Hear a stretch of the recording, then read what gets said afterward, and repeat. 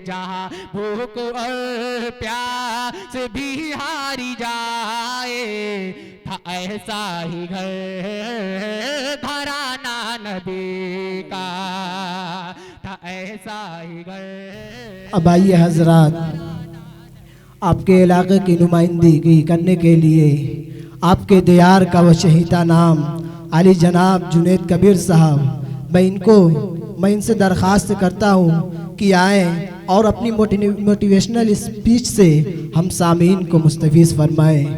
बहुत बहुत शुक्रिया मोहतरम भाई का। औज़ु बिल्लाहि मिनश शैतानिर रजीम, बिस्मिल्लाहिर रहमानिर रहीम, अल्हम्दुलिल्लाहि रब्बिल आलमीन, अर्रहमानिर रहीम, मालिकि यौमिद्दीन, इय्याका नअबुदु व इय्याका नस्तईन, इय्याका नअबुदु व इय्याका नस्तईन, इहदिनस सिरातल मुस्तकीम, इहदिनस सिरातल मुस्तकीम, इहदिनस सिरातल मुस्तकीम, सिरातल लज़ीना अनअमता अलैहिम गैरिल मग़दूबि अलैहिम वलद्दालीन। बिस्मिल्लाहिर्रहमानिर्रहीम, रब्बि इश्रह ली सदरी व यस्सिर ली अमरी वहलुल उक़दतम मिन लिसानी यफ़क़हू क़ौली। मोहतरम अज़ीज़ों, मेरे काबिल एहतराम बुज़ुर्गों और प्यारे बच्चों, और जहाँ तक मेरी आवाज़ जा रही है माओं बहनों, आज की ये महफिल जो है, आज का ये जलसा जो है, जिसके बानी, जिसकी सारी नवैयत और जिन्होंने इस छोटे से पौधे को यहाँ तक तरतीब दे के पहुँचाया है, मोहतरम जनाब हाफिज़ समीर साहब बिल्कुल मुबारकबाद के मुस्तहक हैं। और अल्लाह ताला से दुआ है कि अल्लाह ताला इनके इस काम को कबूल फरमाए, और अल्लाह ताला से ये मजीद इल्तिजा है कि इनको तक़वियत अता फरमाए और इनको आला ज़र्फ़ के साथ अपने को कबूल फरमाए और आला मुकाम तक इस मोहल्ले के तमाम बच्चों को ले जाने की तौफीक अता फरमाए। आमीन या रब्बल आलमीन। सबसे पहले तो मेरा तारुफ जो भाई ने कराया, आज मैं यहाँ पे खड़ा होकर आपसे बात कर रहा हूँ, ये मेरे लिए एक तरीके से बासे फ़ख्र है, क्योंकि मेरे सामने ऐसे बुज़ुर्ग मौजूद हैं जिनकी उंगलियाँ थाम के मैंने चलना सीखा है, जिन्होंने मुझे बात करना सिखाया है, जिनको देख के मैं समझ पाया हूँ, सीख पाया हूँ, जिनको देखकर मैंने ज़िंदगी जीना सीखा है। मेरे लिए ये बहुत फ़ख्र की बात है कि आज मैं उनके सामने खड़ा होके गुफ्तगू करने की और मैं जसारत कर रहा हूँ, और ये मेरी हिमाकत भी है कि मैं उनके सामने बोलने के लिए खड़ा हूँ। लेकिन अंदर से बहुत खुश हूँ कि अल्लाह ताला ने आज मुझे इनके सामने खड़ा करने का मौका दिया है। मेरे अजीज़ों, ये दुनिया जिसमें हम जी रहे हैं, इसके बाद एक दुनिया आने वाली है जिसमें हमको जाना है, और हम रोजाना न जाने कितने लोगों को इस कांधे पे उठाकर और ले जाकर उस गड्ढे में डाल आते हैं, और उसके बाद ये कह देते हैं कि अब तुम जानो और तुम्हारा अमाल जाने। अब तुम्हें जो करना था, तुम्हारी जिंदगी खत्म, जितना जीना था तुमने जी लिया, और अब तुम समझो और तुम्हारा अमाल समझे। अब हमको सोचना यह है कि हम उस गड्ढे में जब पहुंच जाते हैं या पहुंचा दिए जाते हैं, उसके बाद जिस अमाल की बात हो रही है, वो अमाल है क्या चीज? वो अमाल किसे कहते हैं? वो कौन सा अमाल है? ये दुनिया जो है वो दो मराहिल में हमसे गुफ्तगू करती है। अभी यहाँ पे बच्चों के प्रोग्राम में जिस तरीके से एक मरहला आया था कि एक दुनिया खड़ी थी और सामने एक आखिरत खड़ा था। दुनिया ये कह रही थी कि मेरी तरफ आओ, मेरे पास बहुत लज्जत है, मेरे पास बहुत चमक है, और आखिरत कह रही थी कि नहीं, कामयाबी मेरी तरफ है। मेरे अजीजों, हम कामयाब होने के लिए आए हैं, और हम सब ये चाहे डाइस पे बैठे हुए लोग हों, चाहे मेरे सामने बैठे हुए लोग हों, चाहे सामने बैठे हुए मुस्तकबिल हो हमारा, ये सारे लोग होना चाहते हैं। हम सब चाहते हैं कि हम कामयाब हो जाएं, लेकिन हमें सोचना यह है कि कामयाबी है क्या चीज, वो कौन सी कामयाबी है जिसकी तलाश हमें है, वो कौन सी कामयाबी हमको चाहिए। वो कामयाबी जो 24 घंटे की जिंदगी हमारी बीत रही है, उस 24 घंटे की जिंदगी में जो हमारे हरकत हैं और जो हमको मिल रहा है उन 24 घंटे की जिंदगी के एवज में, क्या वही कामयाबी हमको चाहिए? क्या उसी कामयाबी के लिए हम सब इकट्ठा हुए हैं या आए हैं दुनिया के अंदर?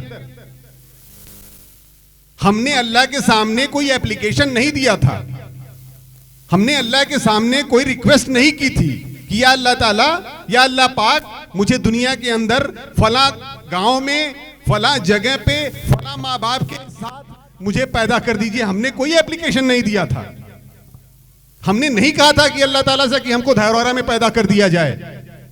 ये उसकी मर्जी थी। वो हमें तो इंग्लैंड में भी पैदा कर सकता था, वो हमें अमेरिका में पैदा कर देता, वो हमको बिल गेट्स का बेटा बना देता। लेकिन अगर हम दुनिया के अंदर अब जिस हैसियत में मौजूद है दुनिया के अंदर, ये अल्लाह की मर्जी है। अगर अल्लाह की मर्जी है तो हमको ये समझना पड़ेगा कि अगर दुनिया में सारा काम, एक एक पत्ता अल्लाह की मर्जी से हिलता है, तो फिर हमारी दुनिया में जिंदगी जो है ये किस हैसियत से है, इसके पीछे क्या मकसद है अल्लाह का, अल्लाह क्या चाह रहा है हमसे। आज से 2000 साल पहले भी अल्लाह हमको पैदा कर सकता था, या तो अल्लाह 2000 साल बाद पैदा करता। लेकिन आज के दौर में 2026 में अगर हम यहां पे मौजूद हैं और इस गांव में मौजूद हैं, इस कस्बे में मौजूद हैं, तो हमको यह समझना पड़ेगा कि 2026 में आज के दौर में अल्लाह हमसे क्या चाहता है। अल्लाह क्यों पैदा किया आज के दिन, इस वक्त। और ये जो मुस्तकबिल हमारे सामने है, जिसकी हम अभी बात कर रहे हैं और जिसके लिए ये महफिल सजाई गई है, हम आज अगर 2026 के लिए पैदा किए गए हैं तो ये 2046 के लिए पैदा किए गए हैं। तो हम 2026 को अगर देख रहे हैं और इस जिंदगी के लिए हम अपनी जिंदगी को ढाल के बना के अल्लाह के सामने पेश करने वाले हैं, तो ये 2046 के लिए हैं। और दुनिया जिस तरीके से तरक्की कर रही है, सोचिए कि 2046 2050 का क्या हाल होगा जब 2026 का ये हाल है। तो हमें किस तरह की तरबियत और किस तरह की ट्रेनिंग की जरूरत है इन बच्चों को देने की, और हमारे ऊपर कितनी बड़ी जिम्मेदारी है इन बच्चों को लेके। और हम अगर ऐसे ही अपने आंख कान में डाल के बत्तियां और बैठे रहेंगे और हमारे कानों में जू नहीं रेंगेगा और हम ये नहीं समझेंगे, तो ये हम अपनी जिंदगी तो जाया करेंगे ही करेंगे, लेकिन आने वाली मुस्तकबिल भी जाया हो जाएगी हमसे। और जब कल कयामत के दिन अल्लाह हमसे हिसाब करेगा तो मेरे पास कोई जवाब नहीं होगा। मेरे साथियों, हमको अल्लाह के सामने जाना है, ये तो हम पक्का है। और हम अल्लाह के सामने जब जाके खड़े होंगे और सच पूछिए तो अल्लाह एक सेकंड का हमसे हिसाब मांग दे तो हम हिसाब देने के लायक नहीं। एक गिलास पानी का हिसाब मांग दे तो हम हिसाब देने लायक नहीं है। यह अल्लाह की मेहरबानी होगी कि वो अल्लाह ताला हम सबको माफ करे। और हम सबको दुआ करना है कि अल्लाह ताला हम सबसे हिसाब न ले, वरना अगर हिसाब पे आ जाएगा तो हम हिसाब देने लायक नहीं है मेरे साथियों।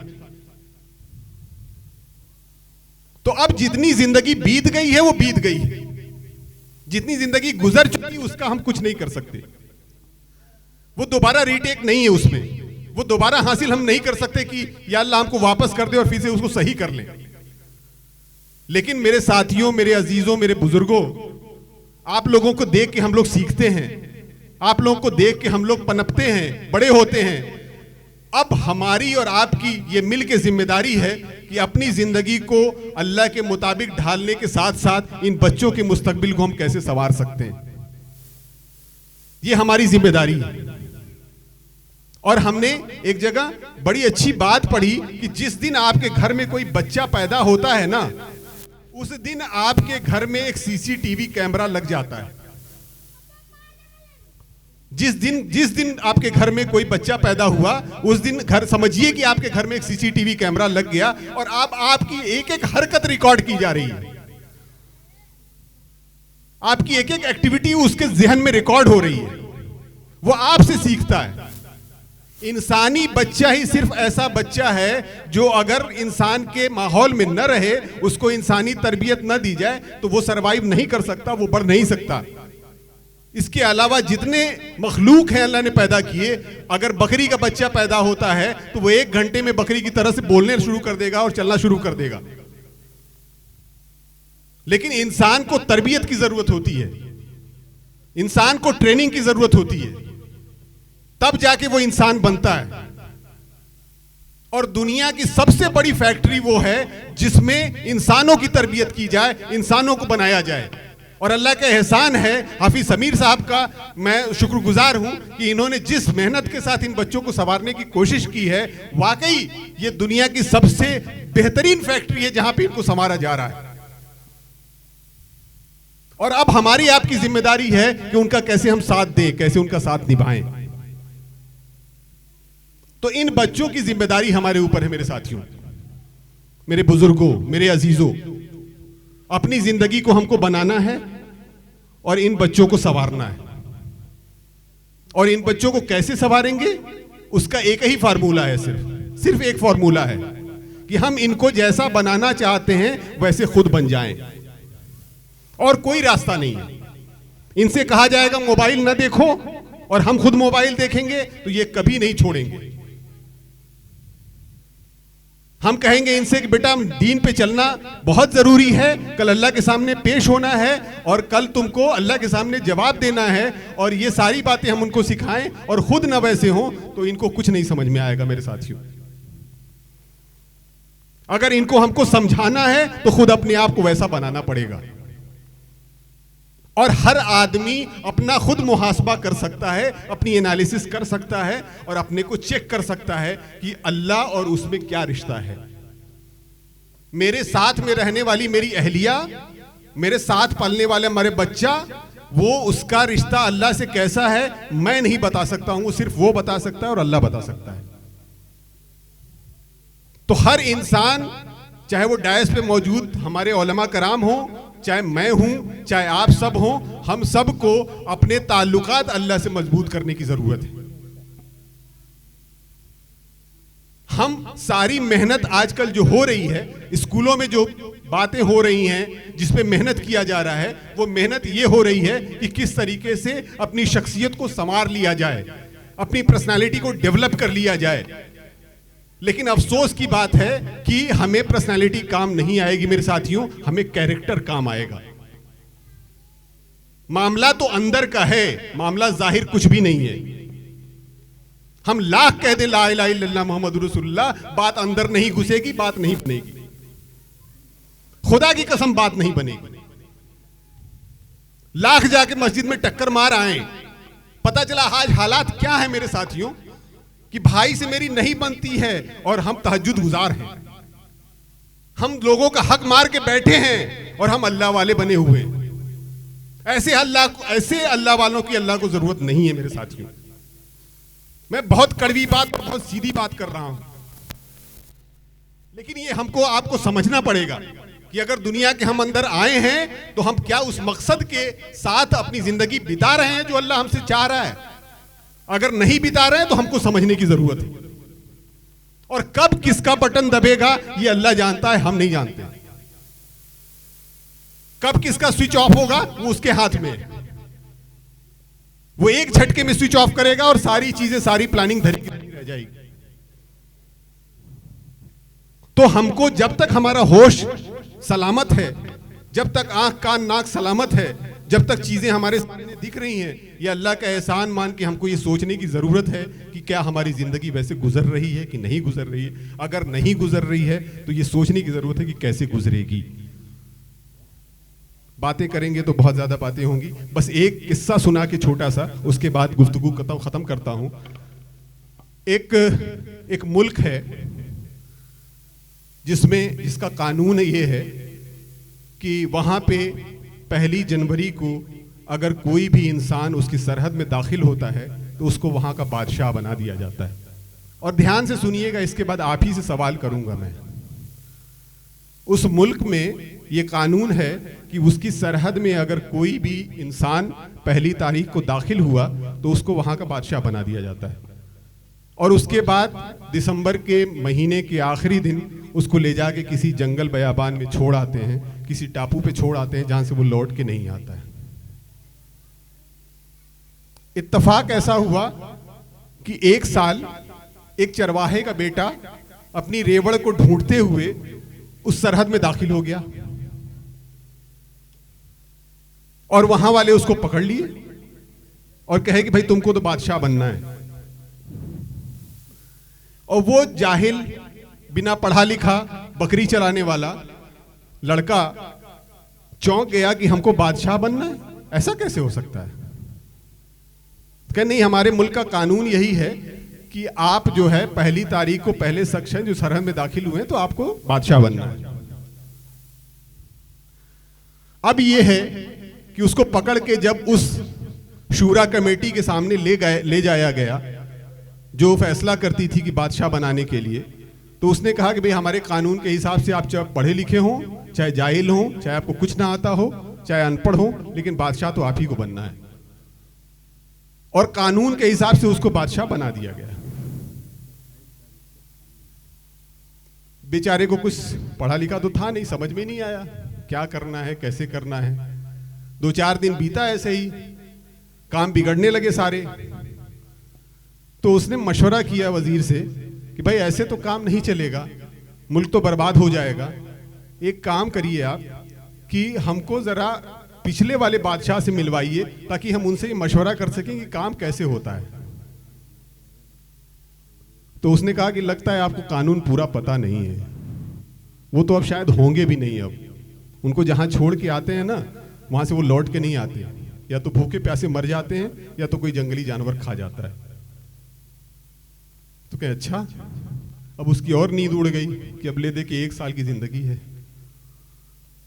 तो बोला कि हमको जरा वो जगह दिखाओ जरा जहां लेके जाते हैं, छोड़ के आते हैं। तो ले गए, उसको दिखाया। तो देखने के बाद और हालत खराब कि अच्छा यहां छोड़ के आते हैं, यहां से तो कोई वापसी भी नहीं है। तो उसने आने के बाद 2-3 दिन तक सोया नहीं। उसके बाद एक बार अचानक से वजीर को बुलाया सुबह और कहने लगा कि अच्छा ये बताओ कि मैं तो यहाँ का बादशाह हूँ। बोले हाँ। मैं जो हुक्म करूंगा वो उसकी तामील होगी। बोले हाँ बिल्कुल होगी। तो क्या मैं हुक्म देता हूं कि तरक्की के सारे काम रोक दिए जाएं। क्या ठीक है। कहें अब जहां छोड़ के आते हैं ना, ले जाके दिसंबर के आखिरी दिन वहां पे एक बेहतरीन महल बनाया जाए और यहां से लेके वहां तक रास्ते बनाए जाएं और अगल बगल पार्क और बाजार बनाए जाएं और उस महल में ऐश व आराम की सारी चीजें मुहैया कराई जाएं और सबका टारगेट 1 साल का, 1 साल के अंदर सारी चीजें कंप्लीट हो जानी चाहिए। वजीर ने कहा ठीक है, ऐसा ही होगा। और काम शुरू हो गया। सारी मशीनरी उधर लगा दी गई, सारे काम रोक दिए गए। वो जहां जिस टापू पे छोड़ के आते थे जंगल बयाबान में, वहां पे बेहतरीन महल बनाया गया, रास्ते बनाए गए, अगल बगल बाजार बनाए गए। और उसके बाद जब दिसंबर का आखिरी हफ्ता आया तो वहां का जो इंजीनियर था वो बोला कि हुजूर सारी चीजें आपके कहने के मुताबिक वो कंप्लीट हो चुकी हैं, आप ये ले लीजिए वहां का सारा डॉक्यूमेंट्स, वहां सारे के पेपर, सारी चीजें कंप्लीट है। बोला ठीक है। फिर उसने वजीर को बुलवाया आखिरी दिन और बोला कि मुझे ले चलो वहां छोड़ाओ जहां हर साल छोड़ के आते हो, आखिरी दिन अब मुझे वहां पहुंचा दो। तो वजीर ने कहा कि नहीं, आपको नहीं जाना है। बोला क्यों? बोला शूरा कमेटी का यह फैसला है कि आपको नहीं जाना है। ऐसा क्यों? कि शूरा कमेटी का यह कहना है कि पहली बार इस मुल्क को कोई समझदार बादशाह मिला है। अब मेरा सवाल यह है कि उसको समझदार क्यों कहा गया? क्यों समझदार बोल दिया गया उसको? इसलिए समझदार बोल दिया गया कि जहां जाना है, फिक्र उसने किसकी की? जहां जाना है। सजाया किसको? जहां जाना है। महल कहां कंप्लीट हुआ? जहां जाना है। तो हम सबको इससे सबक लेना है कि पहला महल वहां पे कंप्लीट हो जाए जहां पे जाना है। मेरे अजीजों, मेरे कहने का मकसद बस यही था कि हमको इस बारे में सोचना है कि इस दुनिया को हमको छोड़ के एक न एक दिन चले जाना है, और वो लम्हा कौन सा होगा कोई नहीं जानता है। इसलिए जहां जाना है उसकी फिक्र कर ली जाए, और अल्लाह का वादा है कि अगर हम उसकी फिक्र करते हैं तो वो हमारी दुनिया बना देता है। तो शूरा कमेटी ने ये फैसला किया कि अब आप जब तक चाहें तब तक बादशाह रह सकते हैं। आप जब तक चाहें तब तक इस मुल्क के बादशाह रह सकते हैं। तो उसने जहां जाना है वहां की फिक्र की तो उसकी दुनिया बन गई। अब वो हमेशा के लिए बादशाह है। तो मेरे अजीजों, हम सबको भी ये सोचने की ज़रूरत है, और हम सबको भी ये अपने दिल में ख्याल करने की ज़रूरत है, अपनी एनालिसिस, अपना मुहासबा खुद करने की ज़रूरत है कि हाँ, हमारी ज़िंदगी जितनी गुजर चुकी है वो जैसे तैसे गुजर चुकी, लेकिन जो लम्हे बचे हुए हैं, वो जितने भी बचे हुए हैं, वो एक बार अल्लाह के साथ बैठ के, एक बार अल्लाह के साथ अकेले में बैठ के हम उससे गुफ्तगू कर लें, उससे बातचीत कर लें, जो भी कमियां कोताहियां हमारे बीच में रही हैं उसको दूर कर लें, और उसके बाद अपने को तैयार कर लें कि कल क़यामत के दिन अल्लाह का सामना जब होगा तो जब कोई भी सवाल होगा तो इंशाअल्लाह हम जवाब देने के लिए तैयार हैं। तो हम सब तैयार होंगे ना इंशाअल्लाह? जोर से बोलिए इंशाअल्लाह, इंशाअल्लाह। और हमको बच्चों को जिस तरीके से तरबियत देने की ज़रूरत है, हमको उस तरीके से अपने आप को बना के इनके सामने पेश करना है। ये भी करेंगे इंशाअल्लाह, इंशाअल्लाह। जोर से बोलिए इंशाअल्लाह। और हम सब हाफिज समीर साहब का पूरा साथ देंगे इंशाअल्लाह, इंशाअल्लाह। बहुत बहुत शुक्रिया आपका, आपने इतना देर मुझे बर्दाश्त किया, इसके लिए बहुत बहुत शुक्रिया। अपने जलसों और मुशायरों या किसी भी प्रोग्राम के हाईलाइट वीडियोस को देखने के लिए हमारा फेसबुक पेज बाबू आजमी मीडिया और उर्दू मुशायरा जरूर फॉलो करें, क्योंकि पूरे प्रोग्राम से अच्छे वीडियोस हम फेसबुक पर अपलोड करते हैं। जज़ाकल्लाह।